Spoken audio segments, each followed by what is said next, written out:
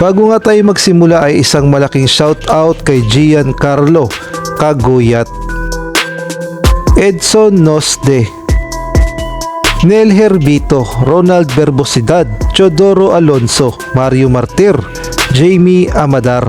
Nagsimula na nga ang first round ng Olympic qualifying tournament kung saan nagharap nga ang Georgia kontra nga dito sa Latvia. At masasabi natin na real talk talaga, hindi talaga kaya ng Georgia na tapatan ang lakas ng Latvia. At simula first round pa lamang ay talaga namang hirap na hirap sila at hindi sila makapag-adjust sa ganda ng game plan ng Latvia.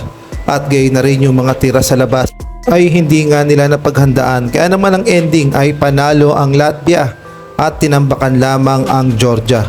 Sa ngayon nga ay number 1 na sa standing sa Group B ang Latvia at sila pa lamang ang may panalo.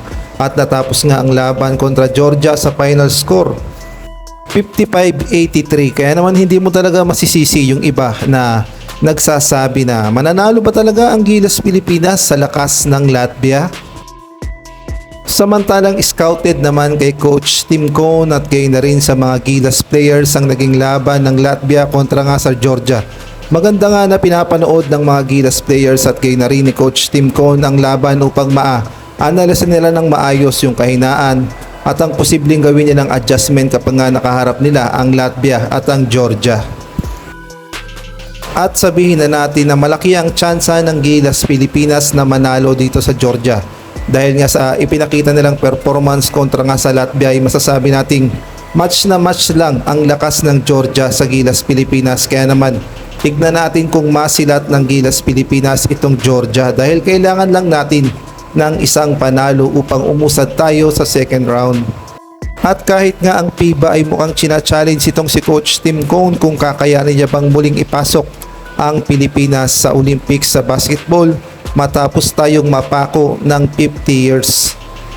Naniniwala naman ang dating coach ng Gilas Pilipinas na si Coach Raiko Toroman na ibang Gilas players na ang ilalaban sa Olympic qualifiers at naniniwala siyang mas malakas ito at may tsansang makapasok sa Olympic. Ang maganda kasi kay Coach Tim Cone yung kanyang winning mentality. Hindi niya kasi ipinapakita sa mga Gilas players na hindi sila mananalo sa Olympic qualifying tournament na kahit na sabihin na nating malalakas talaga ang makakalaban ng Gilas. Bagkus minomotivate talaga ni Coach Tim Cone ang lakas ng Gilas Pilipinas at ayan nga ang tinatawag na winning mentality. Mamaya na ngang madaling araw ang laban ng Gilas Pilipinas kontra nga sa Latvia, July 4, alas 12 ng madaling araw. Dito na nga masusubukan ng lakas ng Gilas Pilipinas at sana huwag natin i-bash ang Gilas Pilipinas, bagkus suportahan na lang natin dahil yung dumikit lang sila sa lakas ng Latvia. Sabi na natin kahit hindi manalo, dumikit lang sa lakas ng Latvia at hindi matambakan na isang malaking karangalan na yon at isang malaking progreso na yon sa Gilas Pilipinas at makikilala tayo sa buong mundo na kayang-kaya nating sumabay sa lakas ng mga power rankings pagdating sa larangan ng basketball. Kaya naman ipanalangin na lang natin ng Gilas Pilipinas na malay natin sumabay talaga sila sa lakas ng Latvia o baka naman gulatin nila ang buong mundo at matalo ang number 6 sa FIBA World Ranking na Latvia.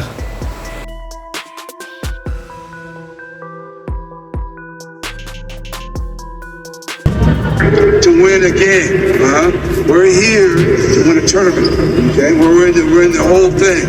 So losing it tomorrow does not knock us out. All right, but losing, if we allow that first one to affect us in that second one, then we're going to be knocked out. All right.